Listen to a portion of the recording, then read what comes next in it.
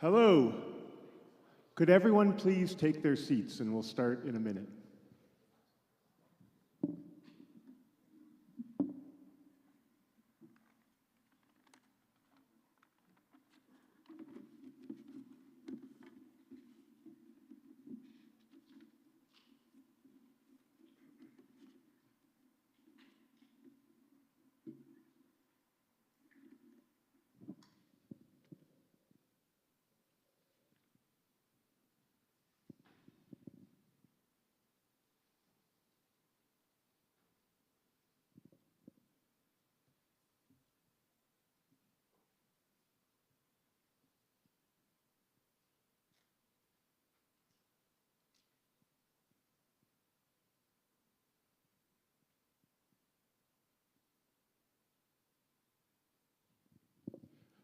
Okay, welcome to our first lecture of the semester. And let's begin with a prayer. In the name of the Father, and of the Son, and of the Holy Spirit. Amen. Come, Holy Spirit, fill the hearts of thy faithful, and enkindle in them the fire of thy love. Send forth thy Spirit, and they shall be created, and thou shalt renew the face of the earth. Let us pray. O God, who didst instruct the hearts of the faithful by the light of the Holy Spirit, grant us in that same Spirit to be truly wise, never to rejoice in his consolation. Through Christ our Lord. Amen. Amen. Okay, welcome everyone. First, let me say that afterwards we'll be holding our wine and cheese reception as normal. Our next lectures in the series are going to be on March 6th and May 1st. Our next speaker is Dr. Luke Foster, who is an assistant professor of government at Hillsdale College's Graduate School of Government, and he'll be speaking on aristocratic education and the democratic soul, Alexis de Tocqueville and St. John Henry Newman. That will be held here again at 7:30 on March 6th. And then our final lecture is going to be much later in the semester on May 1st, and we'll have Daniel Matthews, who is a naturalist, who, well, not all of you have done field science yet, but when you do field science, you'll read the book by Daniel Matthews about the natural history of the Rocky Mountains. Okay, let's begin with a prayer as we normally do, with a poem as we normally do. Paper won't stay. Join in if you know this. Love bade me welcome, yet my soul drew back, guilty of dust and sin. But quick-eyed love, observing me grow slack, from my first entrance in, drew near to me, sweetly questioning if I lacked anything. A guest I answered, worthy to be here. Love said, you shall be he. I, the unkind, ungrateful. Ah, my dear, I cannot look on you. Love took my hand, and smiling did reply, who made the eyes but I? Truth, Lord, but I have marred them. Let my shame go where it doth deserve. And know you not, says love, who bore the blame? My dear, then, I will serve. You must sit down, says love, and taste my meat. Thank you. Our speaker tonight is our own Dr. Tiffany Schubert. Dr. Schubert earned her BA in English from Hillsdale College and afterwards spent a year in South Korea teaching English as a second language. She went on to graduate school at the University of Dallas, where she studied philosophy, politics, and literature, and where she taught classes on the classical and Christian epics, on grammar, logic, and rhetoric, and on the history of the liberal arts in the Middle Ages. Now, at Wyoming Catholic College, Dr. Schubert is Associate Professor of Humanities and Trivium. One can tell normally when papers are due by noticing the masses of students camped outside her door, waiting to avail themselves of her expertise. In her research, Dr. Schubert explores the way the narrative structure of Christianity, particularly its happy ending, affects the structure of both medieval romances and the modern novel. She also works on the intersection of literature and philosophy, on what the literary convention of the happy ending can reveal about happiness itself. She's published articles on Jane Austen, Shakespeare, C.S. Lewis, and the Pearl Poet, and is interested in the relationship between the liberal arts and happiness. Her main focus, though, is on the literature of Jane Austen. In 2023, she published her book, Jane Austen's Romantic Medievalism, Courtly Love and Happy Endings. In this book, Dr. Schubert looked at how Jane Austen's novels relate to the medieval romances. And she will be discussing this topic tonight. Her lecture tonight is entitled, Jane Austen's Medievalism, Ironic Romance. Let's welcome Dr. Schubert.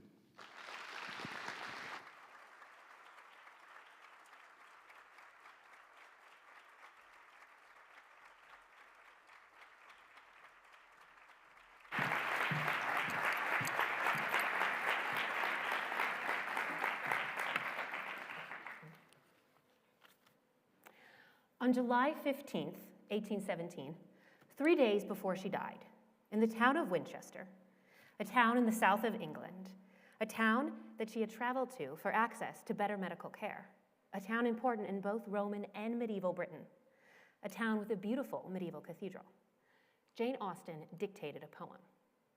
It is not, admittedly, one of the very greatest lyric poems in the Western tradition, but it is highly entertaining and surprisingly medieval. When Winchester races first took their beginning, it is said the good people forgot their old saint, not applying at all for the leave of St. Swithin, and that William of Wykeham's approval was faint. The races, however, were fixed and determined. The company met, and the weather was charming. The lords and the ladies were satined and ermined, and nobody saw any future alarming. But when the old saint was informed of these doings, he made but one spring from his shrine to the roof of the palace, which now lies so sadly in ruins, and then he addresses them all, standing aloof. O subjects rebellious, O venta depraved, when once we are buried, you think we are dead. But behold me immortal. By vice you're enslaved. You have sinned and must suffer.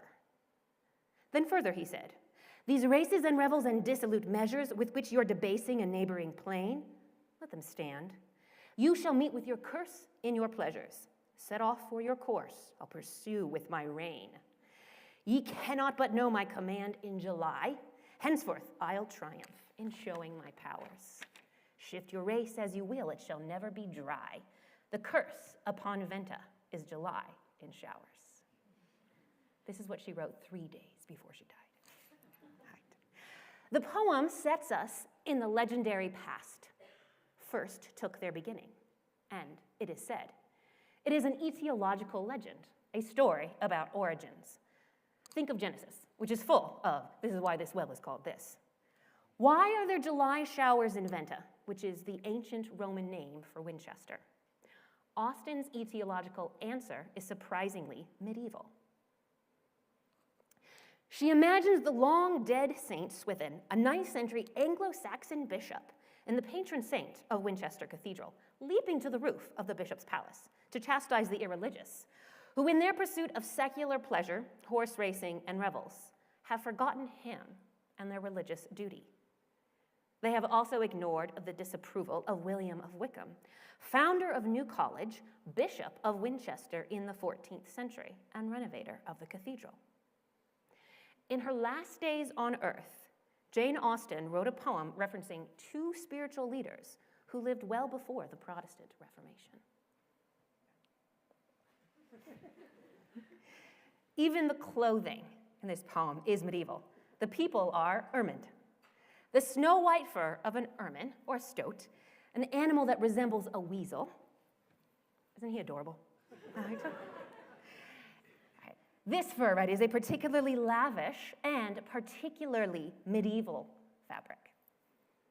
Sir Gawain and the Green Knight, a poem, right, that our seniors may remember, is full of ermine. Austen died, as I said, 3 days after writing this poem, and her funeral was held in Winchester Cathedral. Winchester Cathedral was a Norman cathedral built in the 11th century and then renovated into Gothic cathedral in the 14th century. Okay. Austen was especially fond of Winchester Cathedral. Here you can see it in an artistic rendering. Seniors, right, look at that vaulted ceiling with its sumptuous, right, and dignified interior. Isn't it lovely? We'll be looking at Gothic cathedrals soon. Austen, in fact, is buried in Winchester, in a church which houses the remains of medieval kings, bishops, and saints. Her eldest brother wrote a poem describing her funeral in that cathedral. Though the poem does praise his sister eventually, he spends a significant amount of the time describing the architecture of the cathedral, with its Gothic tracery and archet with lancet head. So throughout her life, Jane Austen and those close to her were surrounded by, attracted to, and concerned with the Middle Ages. Now, when we picture the Middle Ages, we picture cathedrals and saints, and especially at WCC, Thomas Aquinas and Dante. But popular imagination is most dominated by brave knights and fair ladies falling into danger and into love. We are thinking about medieval romance, that genre of knights and ladies and magic and fairies and giants and dragons and shipwrecks and happy endings. Now, the love in medieval romance comes with rules and expectations and standards and conventions. Think of Francesca in Inferno, who presents a very dark version of this love. Love, Francesca tells Dante, is quick to kindle in the gentle heart. Now note, this love happens quickly. It is like fire that kindles, and it kindles in the gentle heart, the refined heart, the noble heart. This is fancy love for fancy people, obviously not for peasants. And it is conveyed through the eyes, and it demands obedience. Think also of Chaucer's Knight's Tale, Palamon and Arcita, who fall in love with the fair Emilia at first sight, and Palamon, who declares, I knew it were she be woman or goddessa. Right? I don't know if she's a woman or a goddess. Right? The beloved is something divine, a status that elicits reverence, perhaps even worship. And this love is also connected to service. Think of Ferdinand and Miranda in The Tempest. Ferdinand declares, my heart did fly to your service. Ferdinand serves Miranda not by slaying a dragon or a giant or an enemy knight, but by carrying logs. It's one of my favorite acts of service in Shakespeare's corpus. Love is connected to worship and to service. Now, this love has fairly conventional gender rules. The woman is fair, generally the most fairest woman you've ever seen until the next woman that you meet, right? And she is then the most fairest woman, right, that you have ever seen, right? The knight is brave, again, the most bravest knight that you have ever seen until the next knight that you meet, who is then the bravest knight that you have ever seen. And this most bravest of knights renders this most fairest of lady worship and service. She responds, in turn, with faithful love. In The Tempest, strikingly, Miranda is also eager to serve Ferdinand, and the two engage in something of a service off as they seek to outdo the other, right? She says, no, let me carry the logs. He says, no, right, I couldn't possibly. Shakespeare plays with the conventional gender roles, a move that Austen will also make. Now, while Francesca's love ends in tragedy and damnation, medieval romances, especially English ones, unlike those corrupt and tragic continental romances, right, written by the French, are often comedies in which the knight falls in love, grows in virtue, generally through some quest or adventure, and finds happiness with his lady. Think of Dante's love for Beatrice, which leads him on a journey of moral and spiritual transformation, on a quest for the union of God and man. Think of the wife of Bath's tale. Her tale, not her life. Her tale, at least on the surface, roughly follows the structure of a medieval romance. The knight is a flawed human being who must go on a quest to find out what women want. Only after he has actually learned that lesson, with a lot of help, does he find his perfectly joyful, happy ending with a woman who is both fair and faithful. Helen Cooper, a major medieval scholar, argues that romances follow the grand narrative of Scripture. The great age of romance was also the great age of faith. the doctrine of salvation, in which the terrible events of the Passion and Crucifixion were made the means by which fallen mankind was restored, and the bliss of heaven once more became possible, received its fullest theological formulation in the 11th and 12th centuries. Romance, with its typical pattern of an opening disruption of a state of order, followed by a period of trial and suffering, even an encounter with death, yet with a final symbolic resurrection and better restoration, offers a secular equivalent to that divine order. Imagine with me a knight who finds and marries the woman he loves, with whom he lives in perfect bliss. But then he goes off adventuring with his fellow knight, his buddy Gawain. He faithfully promises to return home to his wife after a year, but he breaks his promise, unduly influenced by his friend Gawain, who, sidebar, Gawain does not come off well in most medieval romances. Right? Sir Gawain the Green Knight is actually a very unusual depiction of Gawain. Right? Too absorbed in his knightly exploits, right, to return home to the woman that he loves. His wife, unsurprisingly, is not impressed. She demands that he return the magic ring that she gave him and forbids him from coming home. He experiences a kind of fall from an Edenic union and has to suffer trials to once again become worthy of her love. He defeats giants and enemies with the help of his lion sidekick, eventually reconciling himself to his wife. This is the story of Chrétien de Troyes, the knight with the lion. It's a great story, by the way. A story in which joy is disrupted, penitential suffering endured, and restoration achieved. And at the end of the romance, we are told, "Now my lord Yvain is reconciled, and you may believe that in spite of the trouble that he has endured, he was never so happy for anything. All has turned out well at last, for he is beloved and treasured by his lady, and she by him. His troubles no longer are in his mind, for he forgets them all in the joy he feels with his precious wife." The literary genre of the Middle Ages, romance fell out of favor in the 16th century and the 17th centuries. Protestants disliked its association with Catholicism. They also complained about all of the sex and violence. Renaissance humanists thought its narrative structure inferior to the glories of the classical world. The scientific revolution made its reliance on wonder and magic and the supernatural seem childish. And Cervantes' satirical Don Quixote depicted the knight as out of step with the modern world. But in the 18th century, the standing of the Romance and the Middle Ages as a whole began to change. Once considered barbarous, superstitious, ignorant, and even childlike, the Middle Ages began to inspire interest, first for historians and scholars, and then for artists and authors. Scholarly research into chivalry transformed into imaginative recreation of the worlds of castles and knights and ladies. The mystery and wonder of the medieval world seemed to provide an antidote to the scientific clarity and rational reductionism of the neoclassical period. And the Romance, with its emphasis on the supernatural and the wondrous, offered something that rational classical literature did not. This medieval revival was far-reaching, even influencing the home decor tastes of the rich. In 1749, Horace Walpole, son of England's first prime minister and author of the first Gothic novel, The Castle of Otranto, began transforming his home, Strawberry Hill, into the Gothic style with crenellations, spires, and arched windows. Gothic ruins, particularly the ruins of abbeys in the moonlight, were considered especially beautiful, the object of both painting and poetry.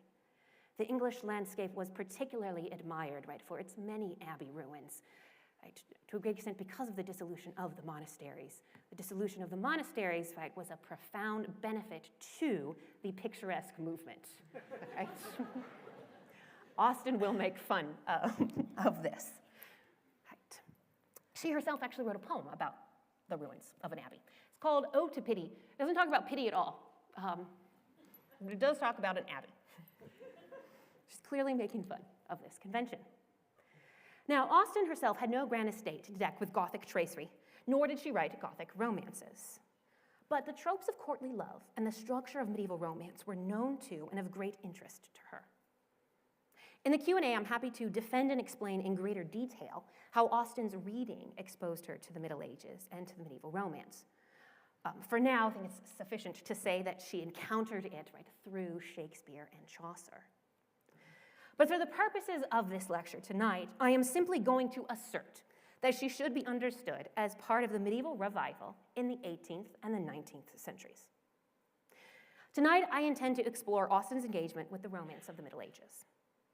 I'm especially interested in three aspects of that engagement. One, the convention of courtly love.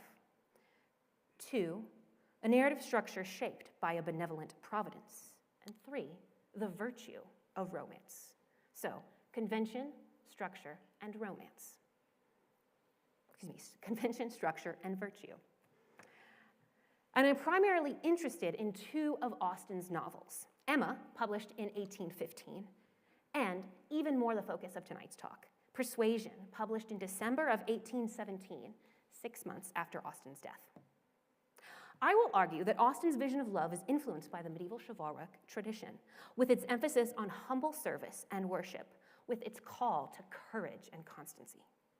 However, she does not simply adopt that tradition whole cloth. Courtly love may deny female rationality and virtue. After all that goddess stuff, Austen realizes, might go to a woman's head, engendering pride. But despite its danger, Austen believes that service and worship are necessary ingredients for love. However, that service and worship do not just flow from the knight to the lady. Both lady and knight worship and serve each other. Both Austen's heroes and heroines are questing after genuine love and ultimately happiness, but they cannot complete that quest without the aid of a generous providence who rescues and redeems. And for Austen, romance is not simply the conventions of love or a narrative structure, but a virtue that encourages deep attachment, courageous action, and trust in providence. At the end, I will take up the challenge that Austen's irony presents to my argument, and contending that Austen is a capacious author whose ironic art acknowledges both romantic ideals and practical experience, a balance that itself arises from the ironic theology that she shares with the medieval tradition. Jane Austen's medievalism, then, is not simply romantic, it is ironic. Austen writes ironic providential romances that unite the realistic and the romantic, the practical and the ideal. But first, the conventions of courtly love and its dangers. Do not consider me now as an elegant female intending to plague you, but as a rational creature speaking the truth from her heart. Elizabeth Bennet, the heroine of Pride and Prejudice, pleads with Mr. Collins, responding to his truly dreadful proposal when he simply will not accept her no. This exchange between Elizabeth and Mr. Collins encapsulates much of Austen's concern about courtly love's elevation of the lady. The lady becomes not a real person, a rational creature who speaks truth, but some exotic other. In Persuasion, Captain Wentworth, the novel's hero, is fussy about having women on board his ship because he believes he could never provide the luxurious comfort that he believes they deserve. Are they women or are they goddesses? His sister, Mrs. Croft, is having none of it, and she responds, "I hate to hear you talking so like a fine gentleman, and as if women were all fine ladies, instead of rational creatures. We none of us expect to be in smooth waters all our days." Courtly elevation may deny the full humanity of women as rational creatures who speak from the heart and who can endure the trials of life.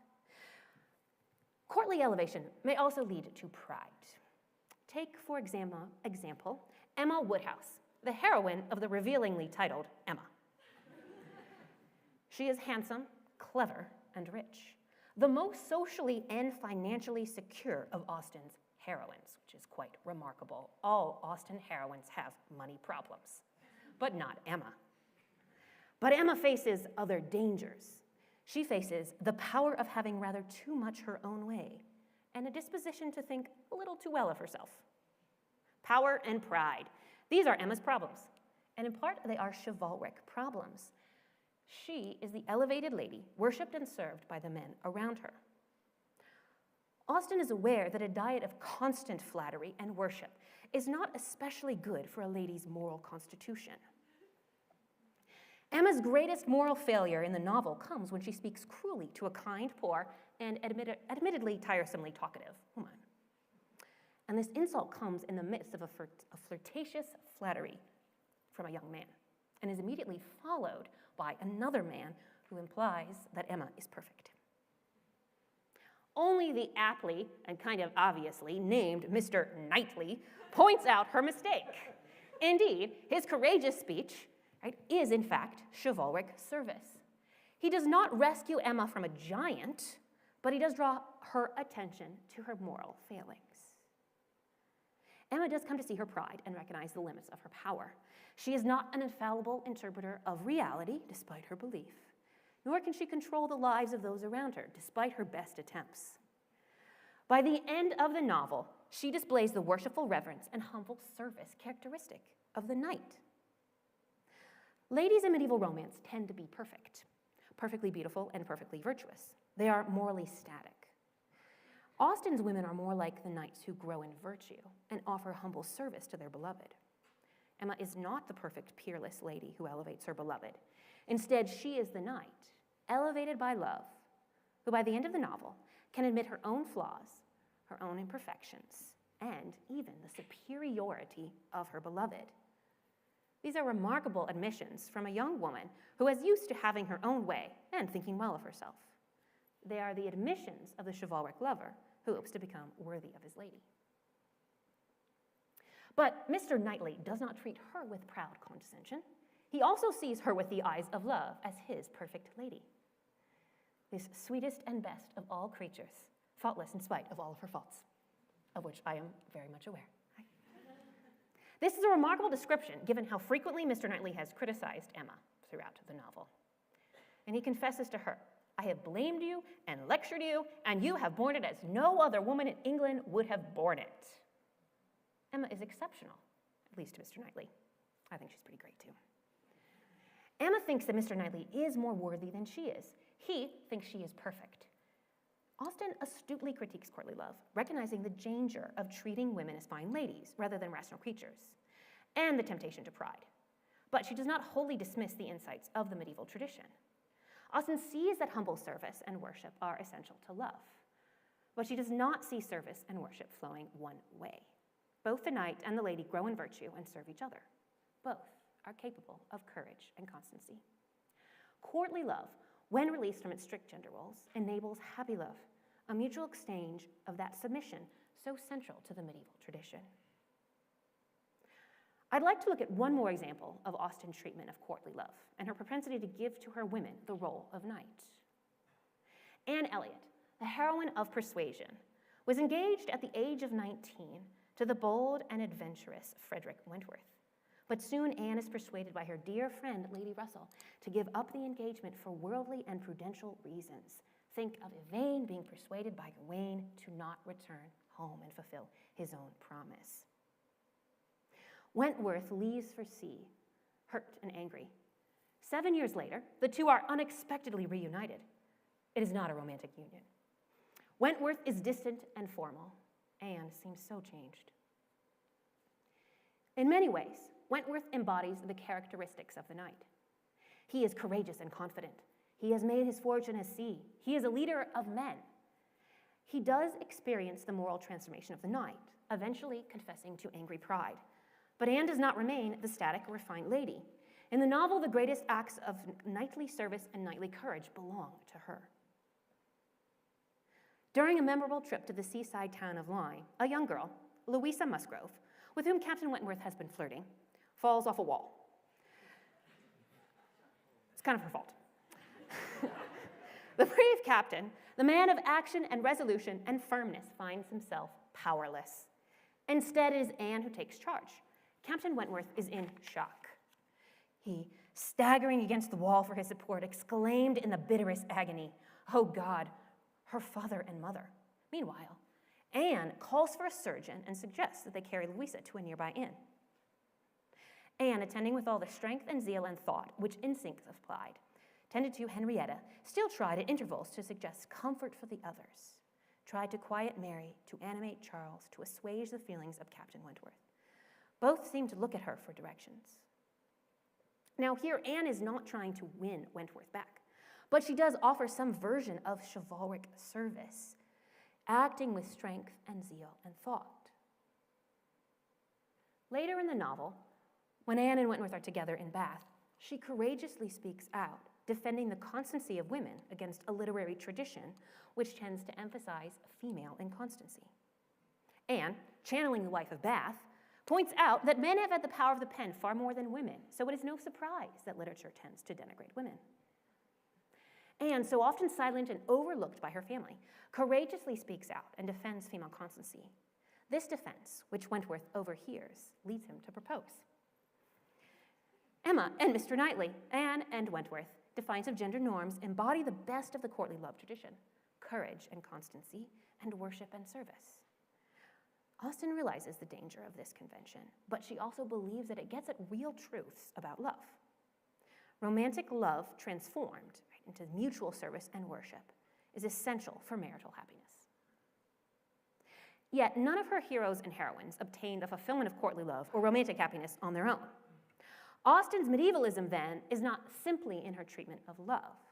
It is in her narrative structure, a structure that is profoundly shaped by the Christian story and the belief in the generous care of Providence, who graciously delivers from danger and provides happiness. Captain Wentworth, as I have mentioned already, embodies the virtues of the knight.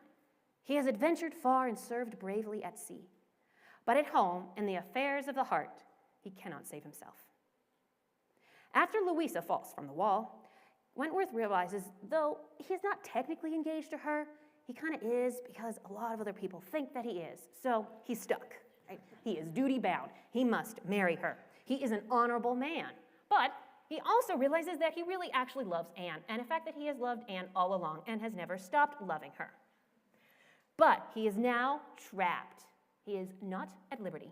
He is bound to Louisa.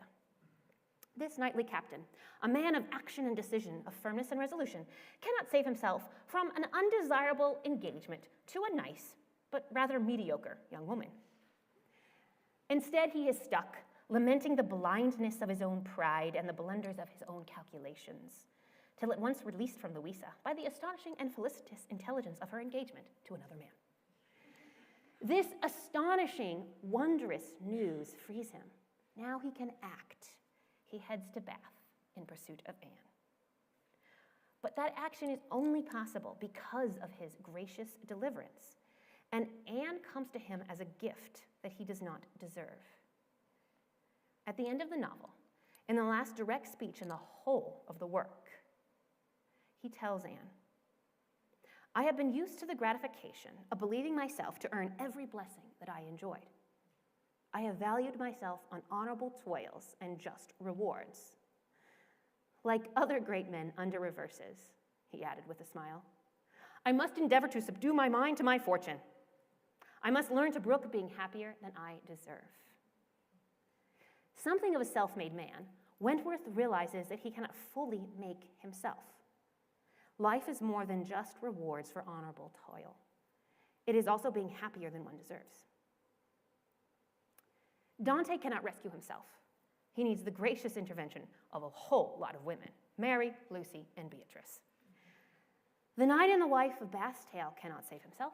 The old hag appears to him and offers to tell him what women want. Palamon and Emilia in the Knight's Tale cannot bring about their happy ending without the divinely arranged death of Arcita, happens at a very convenient moment, and also the really long lectures from Theseus.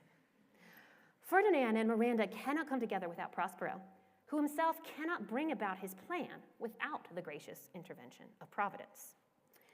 In romance, the characters can be courageous and beautiful and virtuous. They have agency and can grow, but they are not all-powerful. So we have seen Austen's adaptation and transformation of romantic love and her debt to romantic narrative structure. In the end, however, romance for Austen is not simply a convention of love or even a narrative structure. It is a virtue, perhaps a vision of the world, a vision that unites human effort and trust in Providence. In a very famous passage at the beginning of Persuasion, Austen writes, "How eloquent could Anne Elliot have been? How eloquent, at least, were her wishes on the side of early warm attachment and a cheerful confidence in futurity, against that over-anxious caution which seems to insult exertion and distrust providence. She had been forced into prudence in her youth. She learned romance as she grew older, the natural sequel of an unnatural beginning. Romance here is on the side of warm attachment and cheerful confidence, and on the side of providence. The romance Anne learns is not a literary genre or even an emotional state, but a paradoxical virtue comprised of human effort and divine intervention. It blends love and trust, deep love for another, warm attachment, and trust in God's future provision, cheerful confidence. Romance depends on the warmth of the human heart and the goodness of providence. The virtue of romance also includes courage, the courage to respond to the opportunities providence provides, the courage that we see Anne exercise when she takes charge after Louisa's fall, and when she speaks about female constancy. Or the enterprise that Captain Wentworth displays when he sets off for Bath after he learns about Louisa's engagement. The vice opposed to romance is over-anxious caution or prudence. Prudence here is not a virtue that allows one to judge wisely in particular situations, but rather a calculating virtue connected to coldness and fear. Prudence opposes both human exertion and trust in God. In losing Wentworth, Anne has learned the value of courageous action, deep love, and divine provision. Through her novels, Austen shares that virtue with her readers. Now, neither Anne nor Austen is thinking of romance as a literary genre in this passage. Anne did not start reading Middle English romances after breaking off her engagement to Wentworth. But the virtue of romance that she learns is at the heart of the romantic literary genre, at least those that end happily. It is a genre governed by beneficent providence, a genre in which cheerful confidence in futurity is rewarded with perfect happiness, a genre that celebrates warm attachment and courageous exertion. Anne's lessons in romance is the lesson of the providential romances of the Middle Ages.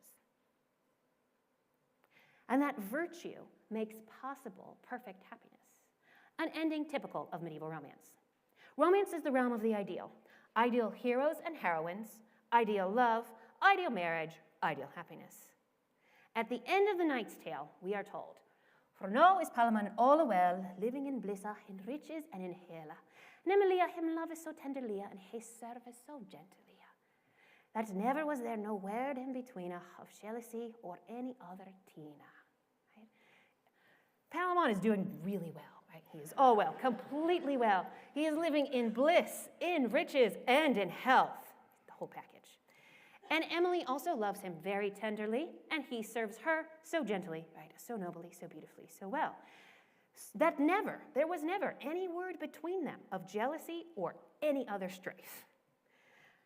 The perfectly blissful, rich, and healthy Palamon and Emilia never jealously or fretfully snap at one another. The wife of Bath tells us that the knight and his lady, and thus live unto her lives enda in perfect joy. Thus they live all the way to the end of their lives in absolutely perfect joy. At the end of Emma, we hear of the perfect happiness of the union.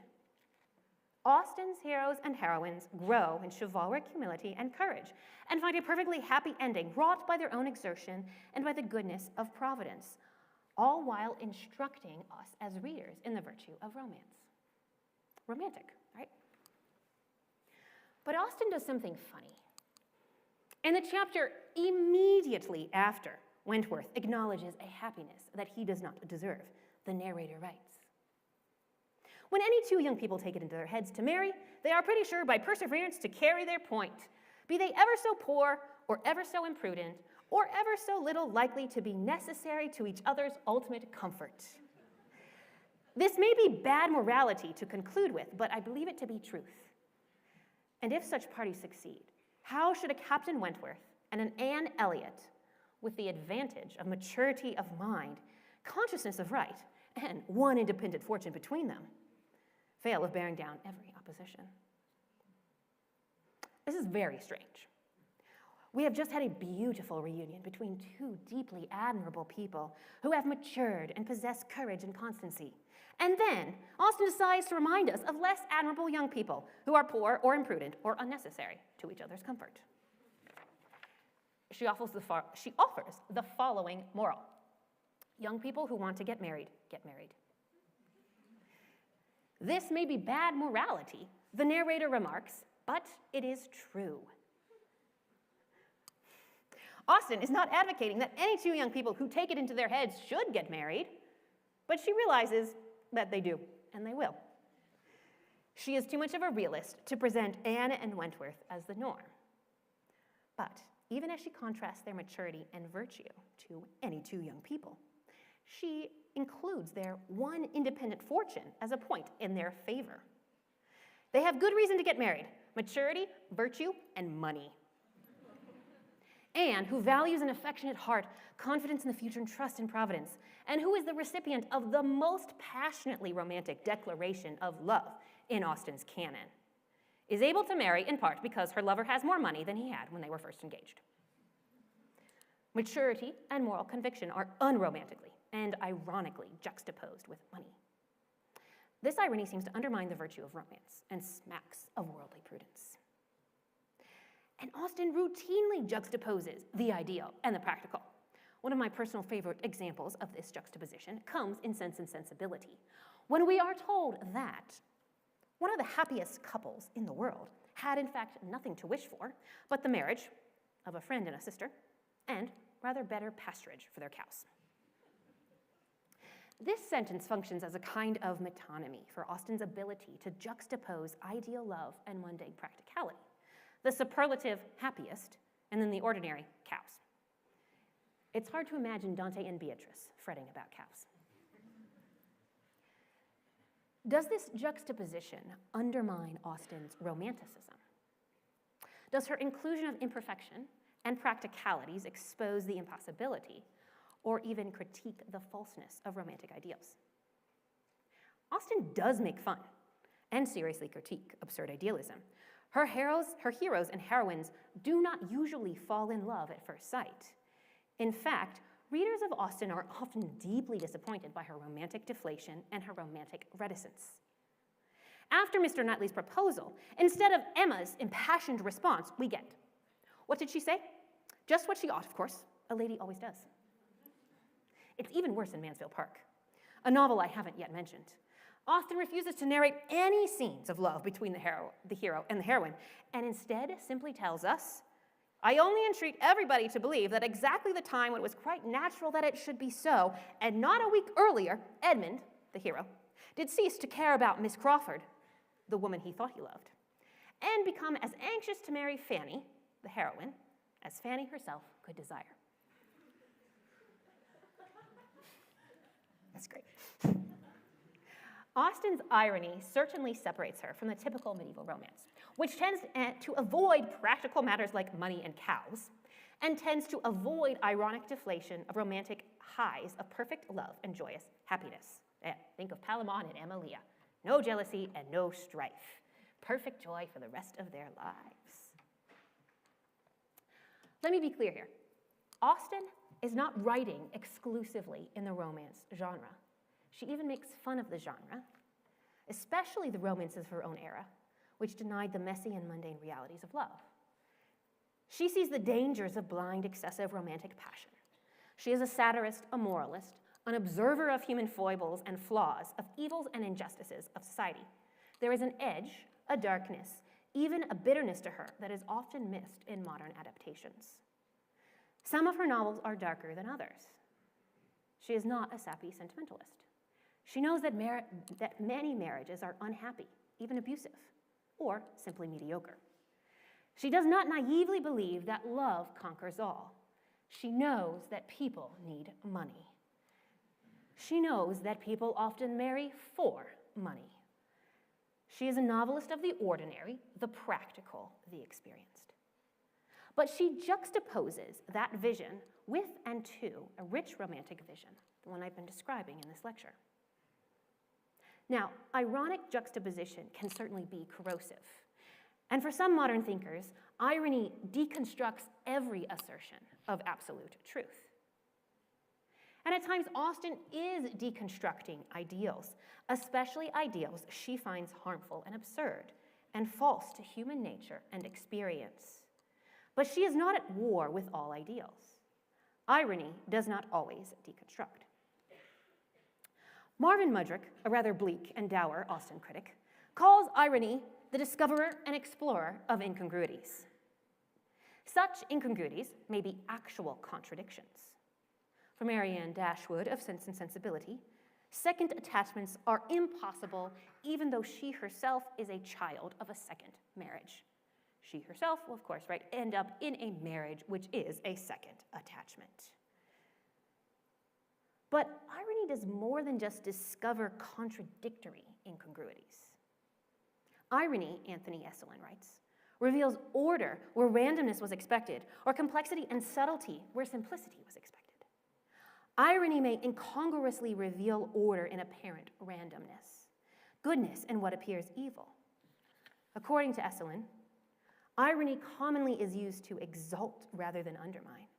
It can stun us with wonder and raise our eyes to behold a truth we had missed. All kinds of unsuspected truths, particularly those combined in paradoxes, await our attention. Might Austen's irony, at least at times, be of this sort? And might her irony, as well as her romance, also belong to the Middle Ages? Consider Chaucer's Canterbury Tales. It opens with the stately romance of the knight, juxtaposed with and followed by the bawdy fabliau of the miller. Refined courtly love juxtaposed with very straightforward sexual desire. The wife of Bath's tale is also full of ironic juxtaposition. The first word that she speaks is experience. And boy, has she had experience, sexual and spiritual. And the experience of the power struggles between men and women. Yet, this woman of experience tells a seemingly idealistic tale at odds with her own life. And then, after her romantic tale, after she describes the perfect joy of the knight and his wife, she herself intrudes in the middle of the line, literally in the middle of a line, to pray for young husbands who are fresh in bed, the grace to outlive them, short lives for those men who will not submit to their wives, and divinely inflicted plague on miserly men. Okay. Underclassmen, you have so much to look forward to. Sexual earthiness and gender power struggles intrude into romantic idealism. And Chaucer does not quickly resolve these ironic juxtapositions. Does the experience of the wife of Bath suggest that the ideal love in her tale is false? I don't think so. Chaucer's irony arises from a theological and anthropological irony, very much alive in the Middle Ages. Scholar Edmund Rees states, medieval irony stemmed from man's recognition of his place in the cosmos. It was not at all a challenge to God, but rather an acceptance of man's own inadequacy. Man is inadequate, unable to understand providence or love, and because of his sin, undeserving of the love that providence shows. Yet he is a recipient of that love. Sophomores, think of the opening of the Confessions, which emphasizes man's sinfulness and smallness, but also his wild desire to praise a God who both punishes man's pride and also makes man for himself. Man is also an ironic disjunct in his very nature, because man is both body and soul. We might even say hylomorphic unity. He is both enmeshed in the material world and capable of transcending mere materialism. He longs for both material comfort and spiritual bliss. Austen shares this ironic vision of man. She sees that man is not simply a soul seeking some sublime and abstract love, but also a body which needs an independent fortune and cows. She tempers her ideals with keen observations about experience. Austen's irony deepens her romance, allowing her to present a richer vision of reality, a reality that includes the ideal and the practical. Austen's medievalism is not simply romantic. it runs deeper. She shares a vision of the world that is alive to the ironic paradox of human nature and leaves room for both romance and realism. Her vision is also alive to the irony of providence. The hidden order that Esselin speaks of may in fact be the sneakiness of providence. In Genesis, Joseph tells his brothers, "As for you, you meant evil against me, but God meant it for good, to bring it about that many people should be kept alive." On one level, human intention. On another level, providential plan. Providence works through a surprising juxtaposition of evil and good.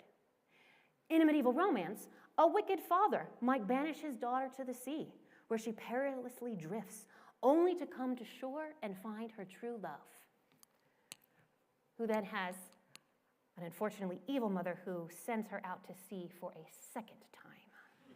But everything ends perfectly right in the end. Everyone is happy, and her son becomes the emperor of Rome. So, fatherly evil leads to love. Right?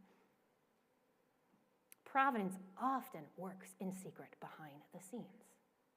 Freshmen, consider the way Athena works behind the scenes for Odysseus' good. The way that she used laundry to engineer the meeting between Nausicaa and Odysseus. You guys know I love laundry.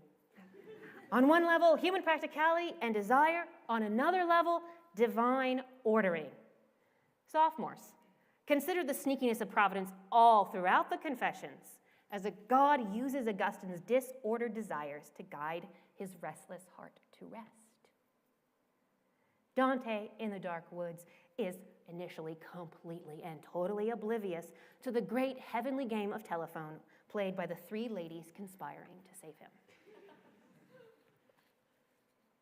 Austen's persuasion is rife with such providential irony and sneakiness. Take just one example. Austen's father, Sir Walter, cannot pay his bills. Consequently, he experiences a kind of fall and expulsion from the garden of his ancestral estate, which he must rent out to strangers.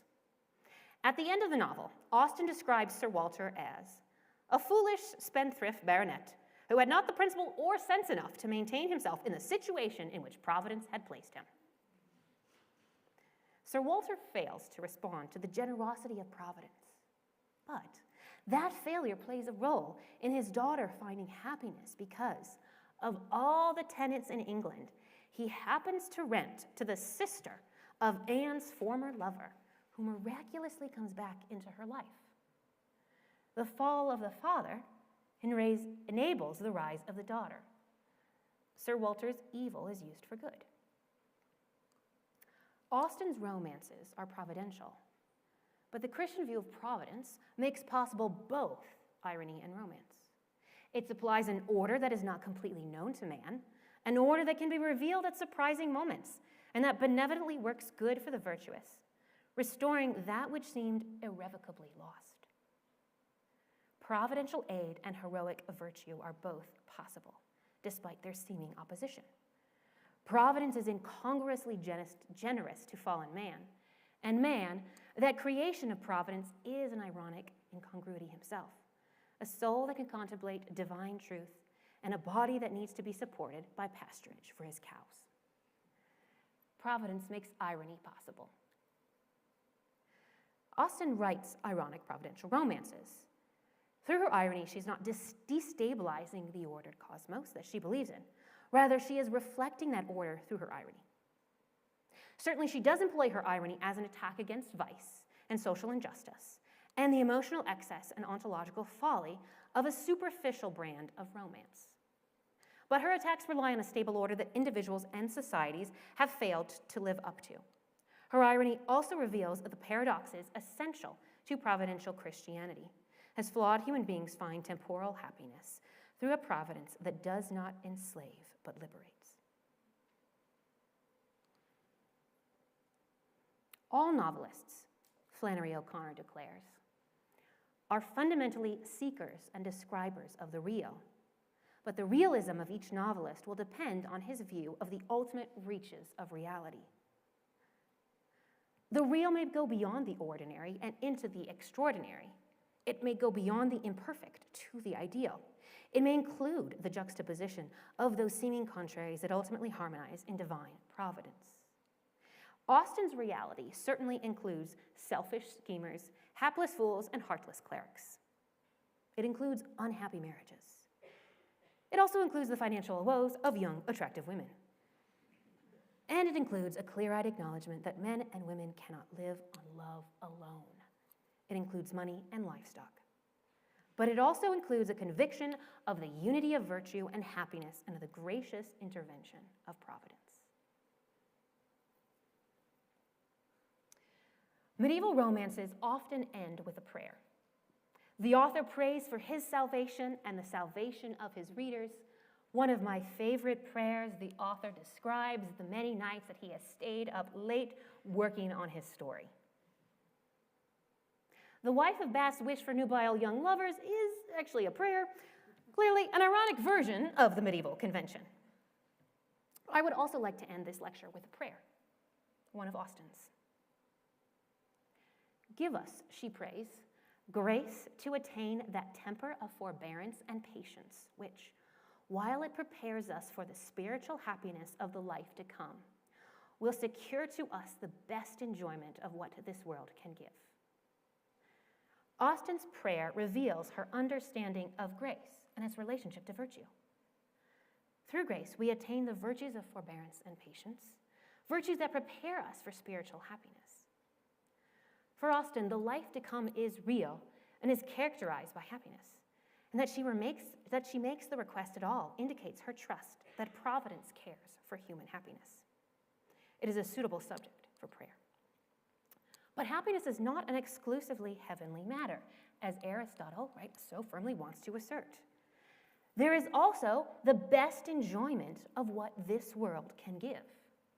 And in the grammar of her prayer, spiritual happiness comes in a causal aside, introduced by the subordinate conjunction while. The whole sentence, however, culminates in the best enjoyment of what this world can give. You thought you were going to get away from grammar. While her prayer intimates the superiority of the life to come over this world, Austen's primary concern, grammatically and artistically, is with present enjoyment. What, her novels ask, makes for a good life here in this world? This concern for happiness also situates Austen in the medieval tradition, which sees happiness as the greatest good. As Lady Philosophy tells Boethius, what all men want, although they seek it by different routes and through different activities, is to be happy. That is the summum bonum, the supreme good, the one that leaves room for no others. For if there were anything further to want, it could not be the highest good. The desire for happiness is inborn, instinctive in the minds of men, but they are led astray by false ideas of the good. Austen, too, sees men as seeking after happiness, and she sees the many paths we take pursuing false ideals of the good. Like Boethius, she understands that true fulfillment of our desire for happiness is found in God. But she is keenly interested in how we live our lives in this world. What is the true path for temporal happiness? What kind of love best leads to happiness? What role does providence play in happiness? How do we balance practical needs and ideal aspirations? I believe that attending to Austen's medievalism helps us better understand her vision of the best enjoyment of what this world can give. Her novels offer a vision of happiness that she believes is best, a vision that takes the best of courtly love, applies its virtues to both men and women, acknowledges the goodness of providence and the efficacy of human action, and calls human beings to the virtue of romance while acknowledging the messiness of experience and the practical demands of human embodiment. She is a remarkable lady philosophy. Thank you.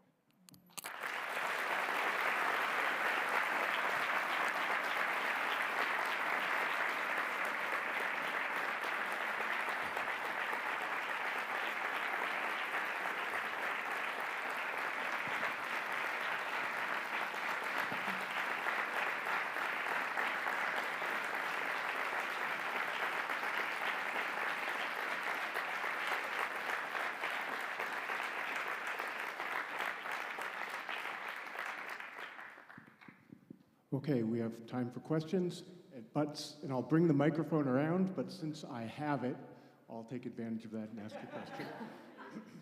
Could you talk about other novels written during Jane Austen's life and whether they fit into this trend of looking back to the medieval period, and also whether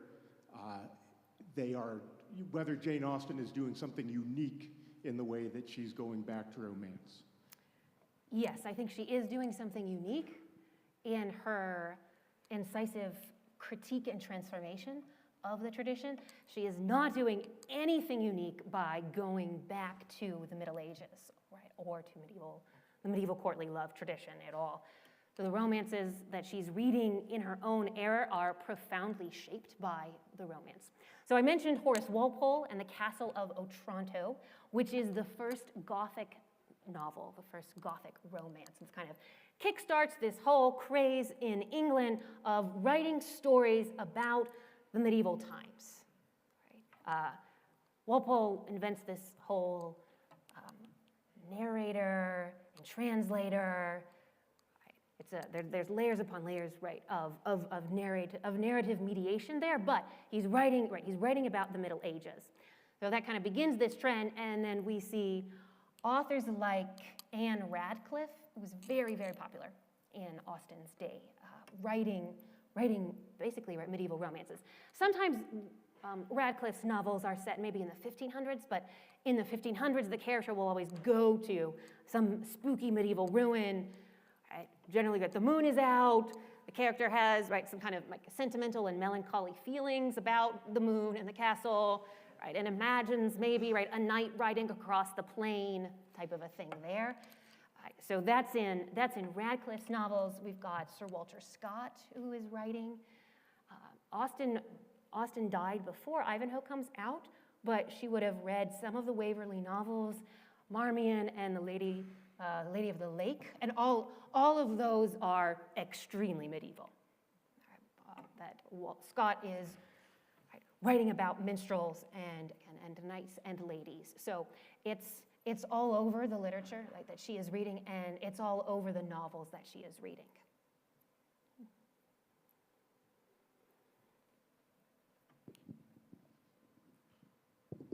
Thank you, Dr. Schubert. I was wondering if you could expand a little more on the role of trust in Austen's work.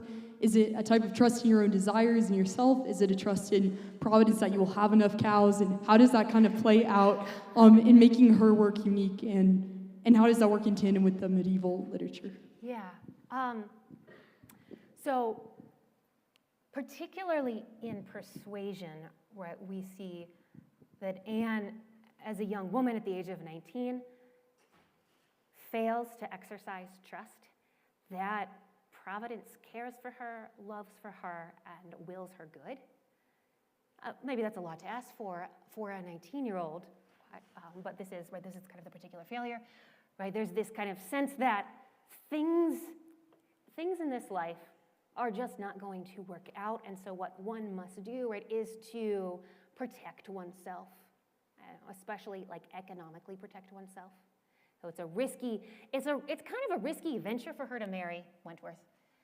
He's actually not successful when she first meets him. I mean, he's not a failure yet. He just has not actually been tested or proved, right? So it would have been an act of trust on her part to say, I will marry this man, and we will see what happens, or we will see where Providence takes us, right? And I will step out courageously in trust. And so instead, she makes the decision, the prudential decision, to protect herself, right? I think protect her own economic standing, but also to respect her friend, her very close friend. So I don't want to simplify Anne's motives there.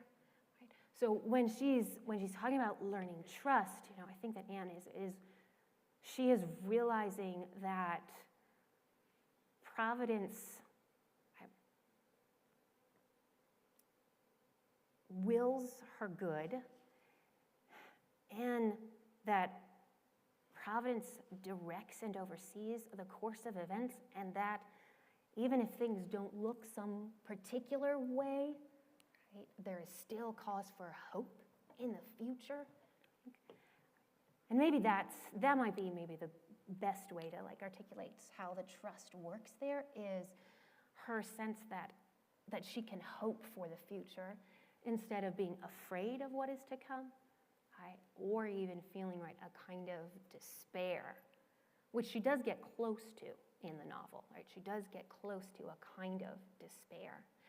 There's a moment at the very end of the novel, before Wentworth has declared his love, Anne is walking down the streets of Bath, and she's thinking to herself, and she thinks, I will love Wentworth forever, right? Eternal love, forever and ever, even if we never actually come together. And I actually do think that that's kind of a profound act of trust on her part, because she says she's not despairing. She's not like, right, I am going to mope around for the rest of my life loving this man. She says, I love him forever, and this may not work out, but I trust in the goodness of love there, right? So it's an incredible act. It's an incredible act, right, I think, of trust there. And I do think that persuasion is the most attentive to the role of providence. Providence is mentioned 3 times in Persuasion, which is unusual, right, for Austen there. But I think that it's her last full novel, and I think, right, she herself, I think, has come to this very mature place, in her own trust in providence. In some of her other novels, right, there's just a greater sense of the brokenness of the world. It's there in Persuasion too.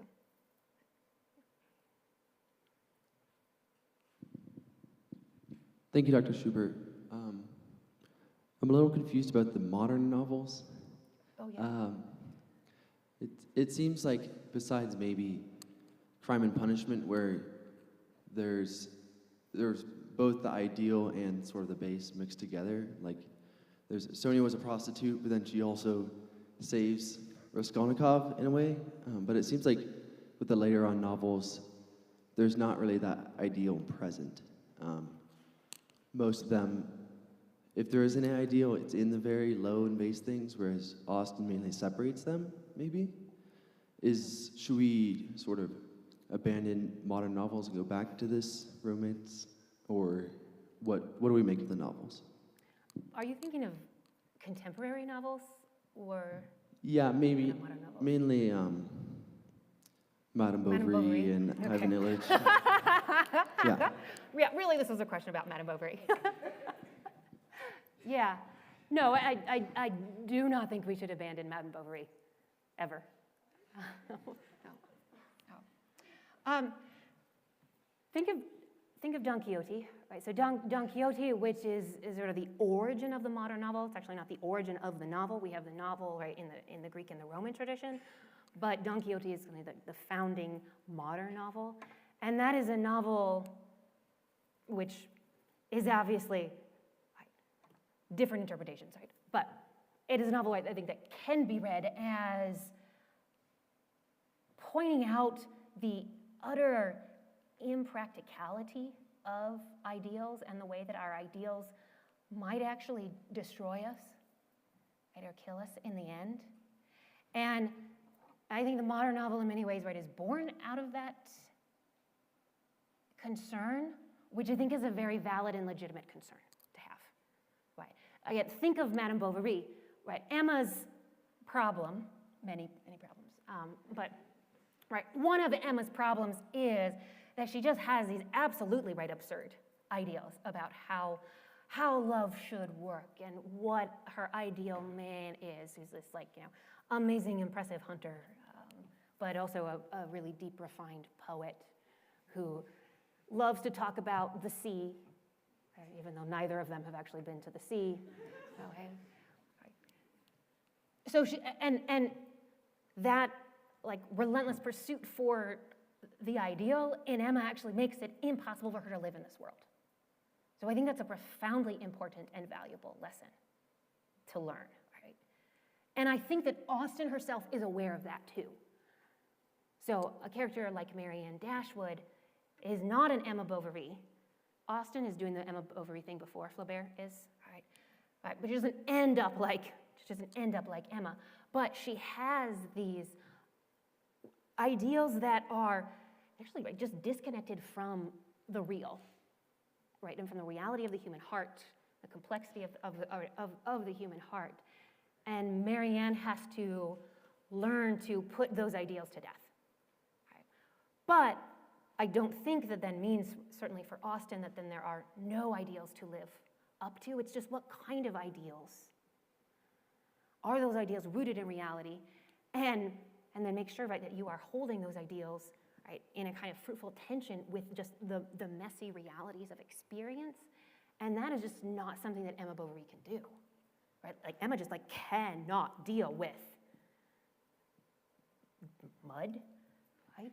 The beggar, right? With just her daughter, right? She cannot actually handle the realities, right, of this world. And that's the thing, right, that actually, right, that I think fundamentally in the end destroys her.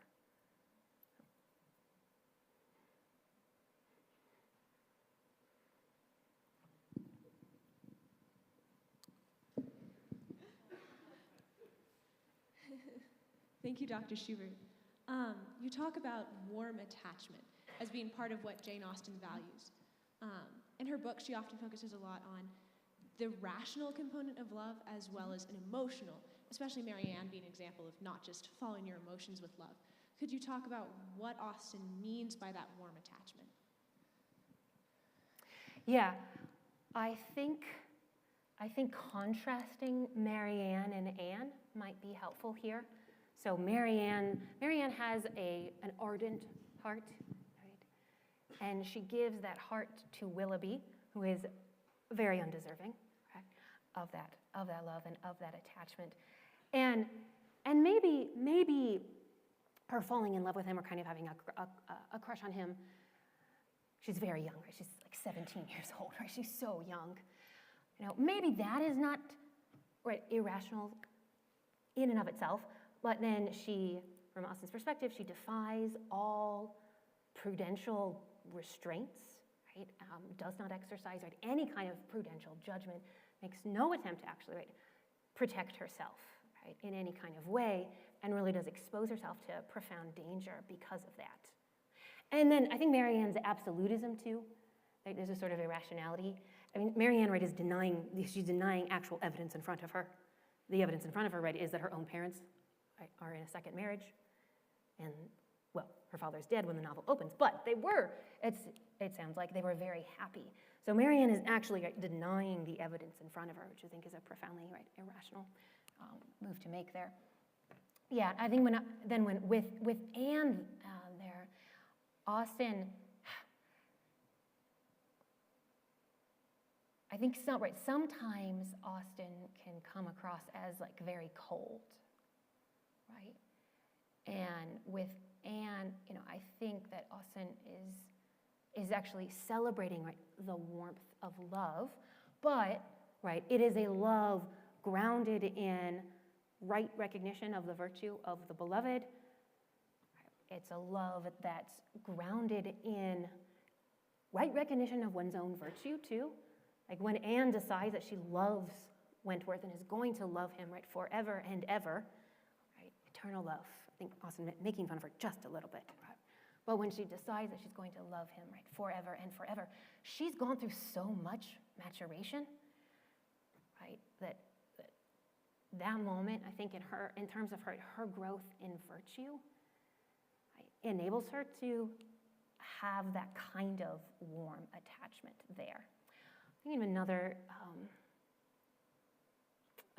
moment after Emma goes through her whole journey and she's reflecting, she realizes that she realizes that Harriet is in love with Mr. Knightley, and maybe she herself won't marry him or won't be able to marry him. She's very distressed about this, but she has the rational comfort that she, right, has grown in virtue and that she will commit herself, right, to rational self-improvement for the rest of her life.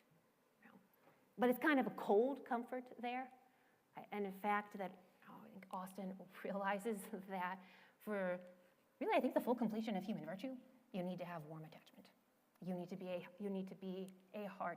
to have a heart that is capable of love, that is actually part of what it is to be a rational creature, I think, for her, is to have the capacity to deeply love, but coming from, enhanced by, and served by one's own virtue with the recognition of the virtue of, right, of the beloved there.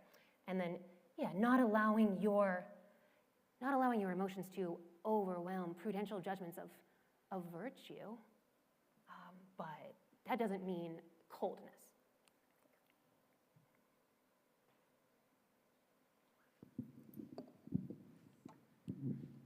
Thank you, Dr. Schubert. I want to ask about, Tocqueville? no, Okay. Aristotle, no. Austen mania and like the reception history of Austen. Do you have like some profound scholarly opinion about the significance of how popular Austen remains? Was there some down and then up that we are living through, and what do you make of that? I ask this question because I'm struck by how deeply a Christian reading of Austen you've given in Conversation with Providence and Human Happiness and all of that. And what am I supposed to think of the fact that Austen's novels remain on the shelves and there's like a million adaptations of movies and miniseries of Austen? Like, is there something that you make of that given the way in which you read her novels? I think, like Shakespeare, Austen is infinitely universal and infinitely adaptable. Because we have so many right, adaptations of Shakespeare that are not necessarily connected right to, or not right set in Renaissance England, right, or normally right in Italy, not actually right set in the original historical period. So I think something about their narrative, their ability to represent the human heart and the complexity of human character and growth and maturation, I think speaks to right to many different times and many different eras. I think that's part of her appeal. Honestly, is that there is this kind of adaptability about her. And in terms of the history of Austen reception, she was getting some traction in her time. She dies, kind of falls out of favor a little bit, except for in America, where she's beloved. And that kind of then comes back into England. And there's a period in, I think, the end of the 19th century and into the early 20th century where there is this kind of cloying sort of Austen mania of like, now we're going to go around and have tea and kind of romanticize this past era because we've just been through World War I and that was really horrific, and Austen represents this kind of older and more serene and peaceful era. And then you have in the mid-20th century, D.W. Harding, who comes out and says, actually, Austen was full of regulated hatred. All right? She just hated everyone that she was writing about. That, I think, is a little bit much, but she does, there is hatred, right? There is, I think, regulated hatred in the novels.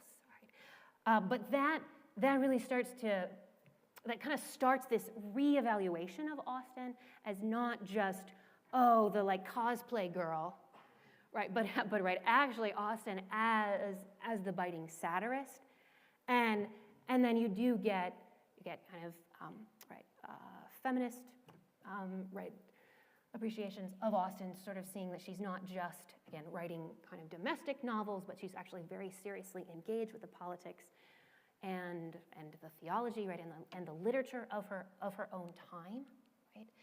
And anyways, all that to say, I think part of the standing that she has is connected to that reevaluation of her, even if people aren't aware of it. I think that it does just give, she's not just the kind of, right, cloying and sappy sentimentalist. There is something more here.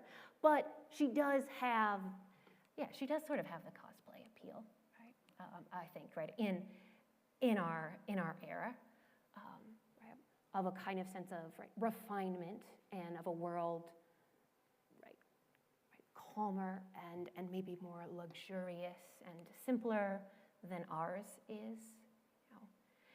I will also say that her Christianity is very subtle, right? It's so subtle. There are so many scholars who are like, is she Christian or is she not? She doesn't mention Jesus, right? Probably right, she's not. No one gives a long lecture in theology. Definitely not a Christian there. Also, Austen was sometimes kind of a mean person. So, right? Right? She has a fat joke, right? Like, right, she does, right? In Persuasion. It's really it's a pretty vicious joke. Right, so right, she's kind of savage and vicious, so clearly right, she can't be a Christian. Right. I mean, I think someone like G.K. Chesterton kind of misses this in Austen as well. It's easy to miss because it's so subtle. I think because it's so interwoven into the very fabric of her cosmos that right, she doesn't need to make it explicit. Also, she is a 18th, 19th century Protestant, so she's going to be like chill about it.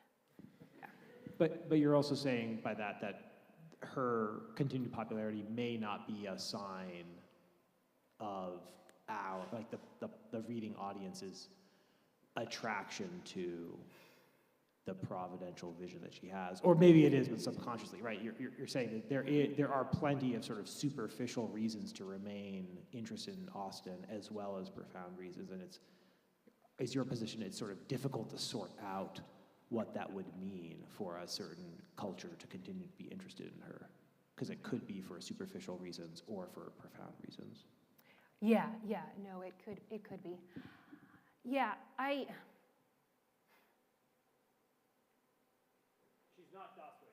She's not Dostoevsky, right? Profundity isn't on the surface. Yeah, right. It's not. Nobody at the end of a Jane Austen novel falls right to the ground and kisses it and weeps.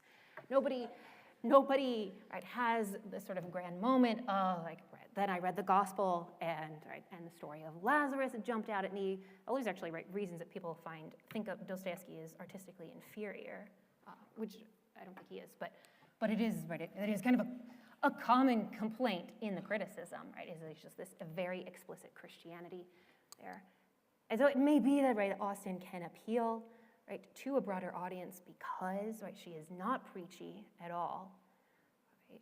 But she is presenting I think deeply and profoundly admirable characters and a deeply admirable vision of love, which I do think that people find attractive.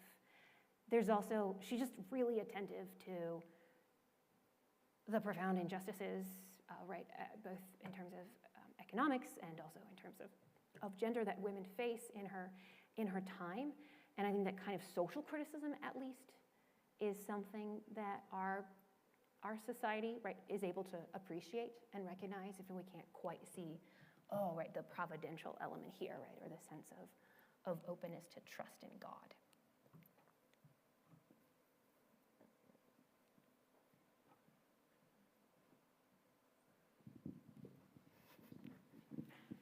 Thank you, Dr. Schubert. I wonder still, I'm getting converted here. Is Austen to good? Austen. My work is done. No, I wonder, though, if you could call her work as beautiful as works that do contain tragic elements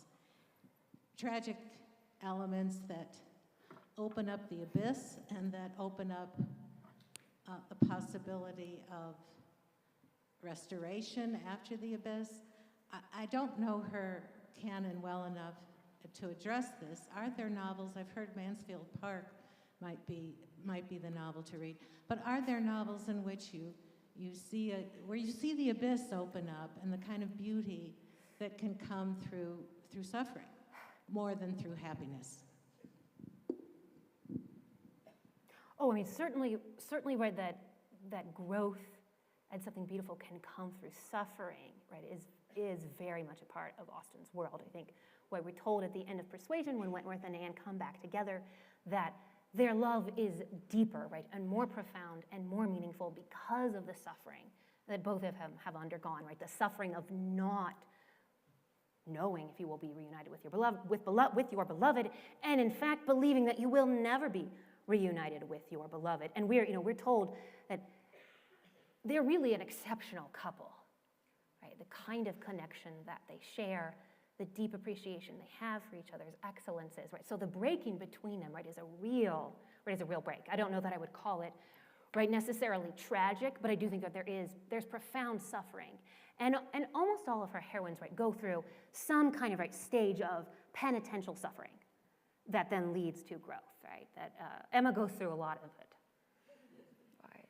Like there's a kind of a sequence, right, of suffering that she is experiencing there. She has to be the suffering of being humiliated in a way, not necessarily publicly, but just humbled. I suppose it's probably a better word there that she has to undergo. Right. Lizzie having to confront being humbled as well, the fact that her judgment is not infallible, and kind of suffering right through that. So, no, I think that Austen really, really understands the role that suffering plays in the maturation of the human heart and the maturation of virtue. Yeah, she's not going to take us into the absolute depths of the tragic abyss. I think that's fair. I think she gets us to infernal comedy. I think Lady Susan is a really deeply infernal comedy where the story is told from the villain's perspective. She's great. She's really funny and smart and clever and totally, completely selfish. Right, so it's like right? It's deeply, deeply infernal. And there's infernal elements in Sense and Sensibility. I think Mr. Collins, maybe, a little bit. Marriage between Mr. Collins and Charlotte, right? Maybe, right? Has a kind of infernal dimension to it.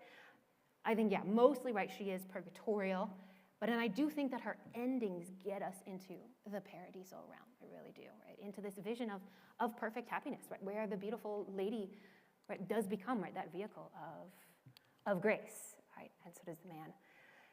So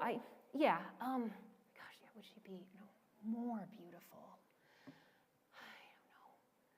I mean, I guess maybe that's the same question of Chaucer, right? Because Chaucer's not a tragedian at all. The Physician's Tale kind of tries, which is like a series of really sad tales, and eventually the host is like, please, God, stop. This is too depressing, right? I can't handle it. Yeah, so he doesn't go into the tragic realm. So I can see that's not there. And I guess maybe, right, I was going to say maybe, right, the sense of the sublime is kind of missing in Austen. Except that I do think she's got these moments of absolutely wondrous deliverance, where the characters think that they are imprisoned, and they think they are trapped, and they think there is no hope, and something happens, and right, it's a resurrection kind of a moment there, which has a tinge of sublimity, just a tinge.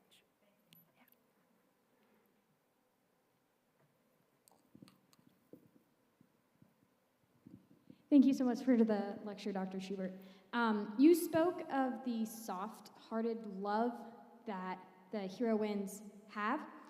I was wondering if you could speak to the more almost hard-hearted rejection and almost deriding of love that we'll see in Lizzie and sort of Emma, where it's like this, oh, he loves me, but I do not want anything to do with him. Speak to that. Is that almost a flip side of this true love that every heroine has to go through in her novels? So you're thinking about Lizzie maybe right after Mr. Darcy proposes?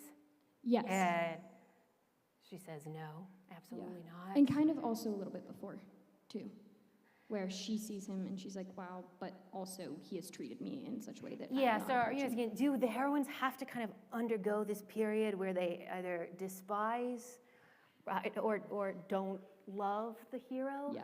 Yeah. Huh. Let's see. Not all of them do. So Catherine Morland in Northanger Abbey, she falls in love with the hero pretty much right away. They dance together. And she's like, wow, he's so great. He's very funny. He's probably my favorite Austen heroine because he's just really snarky. She doesn't have to there. Fanny in Mansfield Park has been in love with Edmund, her cousin. It's a little bit weird to us, but totally legit in Austen's time. From forever. it seems like. But yeah, Lizzie and Emma, I'm trying to think of, I guess Marianne too, right, with Colonel Brandon as well, right, do have to kind of go through that. And it seems like maybe the thing in common for all of them is this confidence in their own hermeneutics. Like, they are like, we are very good interpreters of reality, right? Lizzie thinks, I know how to read the world, right? I know how to read the human heart. I know how to read a social situation. Like, I understand. Jane over here, right, is always, she's way too nice, and so, right, definitely right in comparison to Jane, right, I know what's what. And Emma too.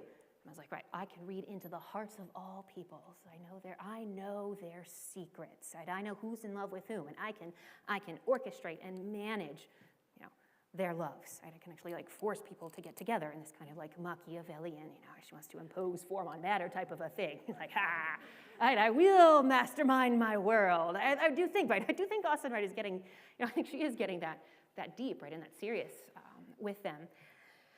And then I think similarly for, right, Marianne, you have a character, right, who's like, I know the world. What is it?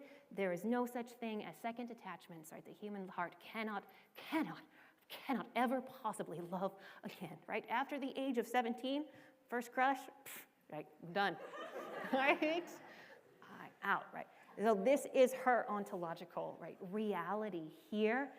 And I think, right, all three of them have to go through an experience or experiences, right, where that ontological confidence, right, or their own confidence, right, in their own hermeneutical ability to interpret the world around them is, right, deeply and profoundly demolished.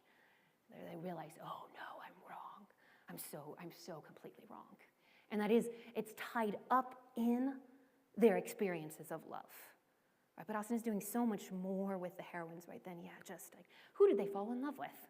Right, but love has a profound educative power. Right, and one of the educative powers that love has, I think, is to possibly destroy these false illusions that they're clinging onto.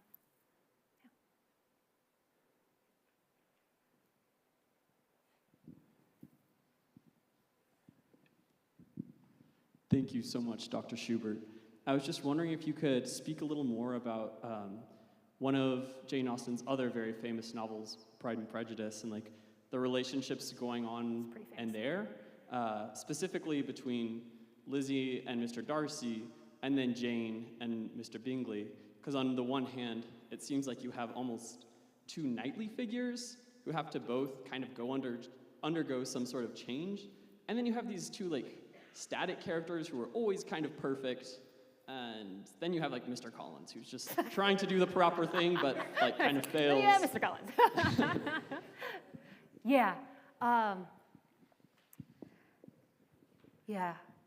Think of Much Ado About Nothing, and Beatrice and Benedict are obviously the more interesting couple, right? Hero and Claudius are super boring. Claudius is just super annoying too. Really, not a big fan of him.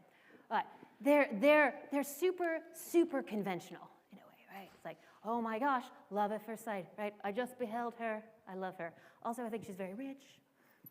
I may or may not play a role in my love of her, right? But it's just, they kind of do the basic courtly love thing, right?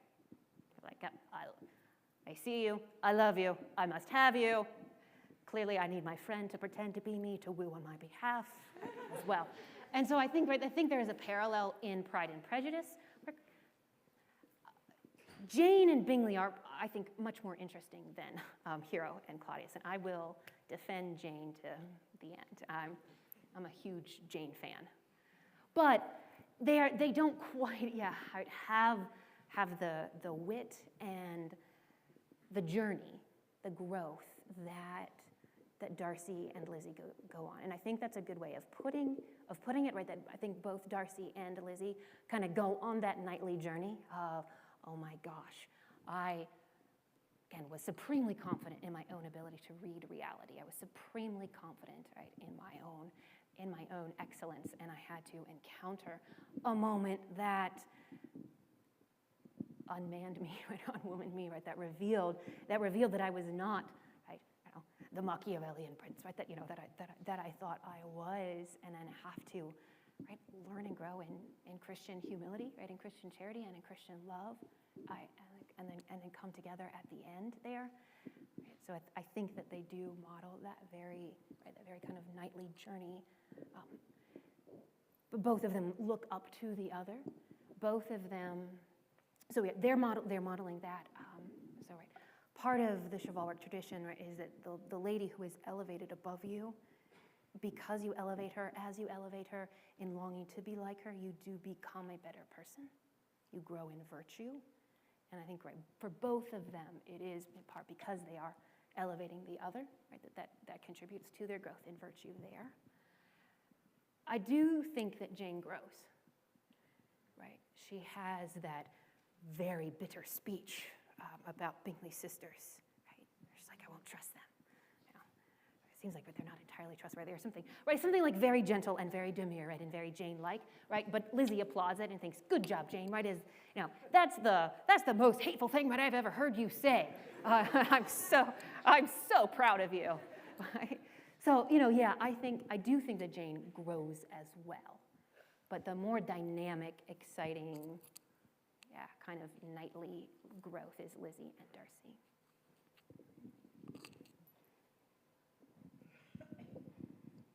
Maybe we'll have one more question after Dr. I was interested in your glances towards Shakespeare and the Miranda loving Ferdinand so much that she wants to play the role of gentleman towards him, and that connection to you're seeing in Austen a kind of critique of the asymmetry of the courtly relationship coming to us from the medievals. And I wondered if you could comment on Shakespeare's cross-dressing heroine.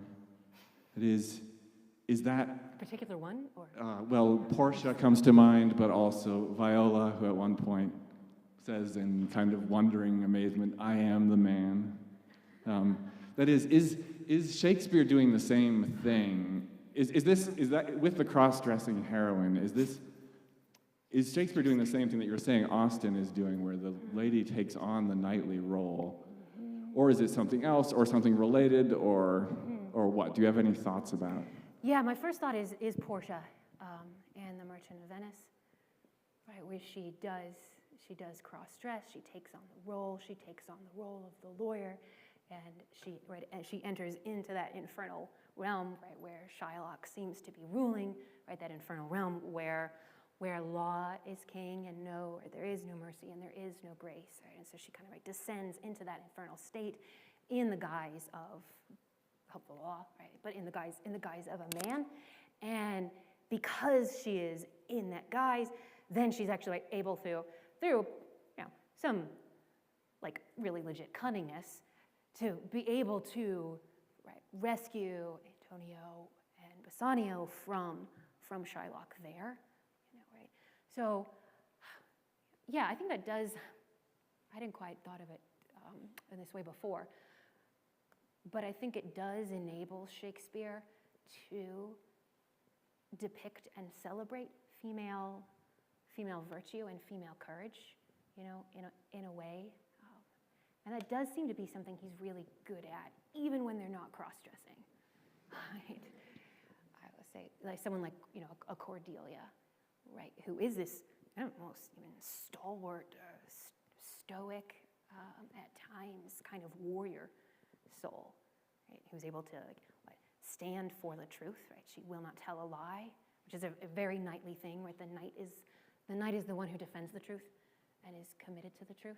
But yeah, I think that it does seem like the cross-dressing, maybe the sort of kind of carnival upending of things, right, allows these women to enter into these spaces that they wouldn't traditionally be able to enter into, and restore things and set things right, and they're fully capable of doing it, and they're generally educating the men while they're doing it. Portia is educating everybody in that play. Right? She is there.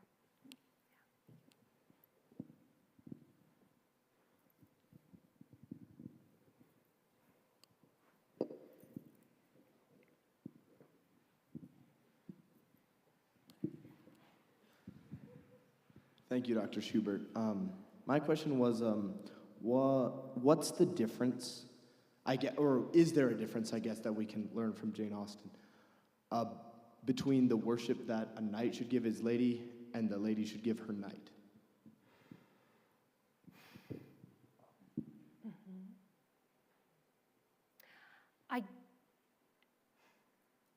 I don't think that she sees a great deal of difference there. I think in both cases, it's worship, admiration for, right, the profound goodness of the beloved. Right? So that, right, when Palamon says, right, is she a woman or is she a goddess? That is,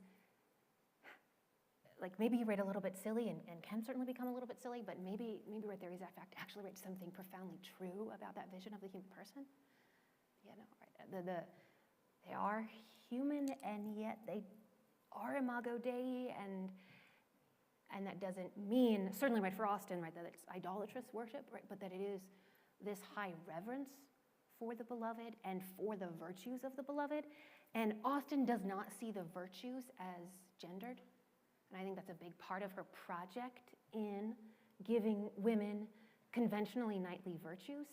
Is that, right, courage and constancy and worship and service those are not gendered virtues. Now, they may manifest themselves differently in the social setting, for sure. And you know, she's very aware of that, and she's not denying differences between men and women. Right? Men and women are different for Austen, and you know, certainly she's living in a time with a very, very set, you know, social roles. So. For example, one of the great chivalric acts that Mr. Knightley performs in Emma is that he asks Harriet, who is a young ward, she's of the natural daughter of somebody, right? I think is the phrase there. She's snubbed by another man, Mr. Elton, who is a clergyman who is actually worse than Mr. Collins, morally speaking. She's snubbed by him, and Mr. Knightley asks her to dance, and it's a chivalric act there, right? And in that society, right, that is a particularly masculine kind of act to do, right? To ask a lady, right, to dance there. So I think she's going to see these things as being manifested, you know, in particular ways. Anne Elliot. Actually, right, she's going to go to sea with Wentworth. Right, she is going to go to sea with him. But presumably she is not going to be engaged in naval battles, in right, the plundering of French ships, or right, the directing of men, right, on that ship there. Right, so the way that his courage manifests itself, I think, is going to be determined, right, by the social setting, right, by the social roles there. So it's going to outwardly look different, but I think she sees it as coming from the same place in the heart, or coming from the same kinds of virtues. Okay, I encourage everyone to stay for refreshments and to discuss this talk further. And let's thank again Dr. Schubert.